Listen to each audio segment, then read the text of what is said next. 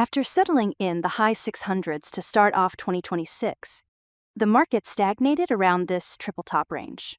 This was then followed up by a mad March, mostly in reaction to the staggering strikes on Iran and the resulting global oil shock. Now, with a pause to the fall starting April, more daily bullish volume, at or above 115 million, could give way to more than a 50% retracement of the current downtrend.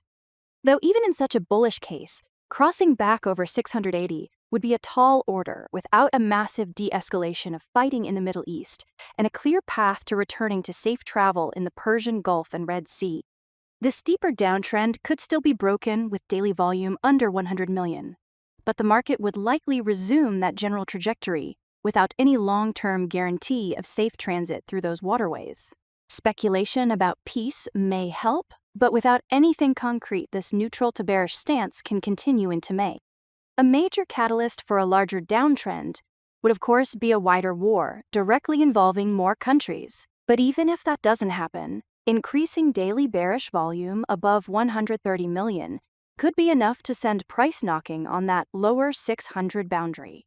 This could take place before June without a drastic increase in fighting if more oil import-dependent countries begin even more severe oil rationing as they get closer to using their remaining oil reserves.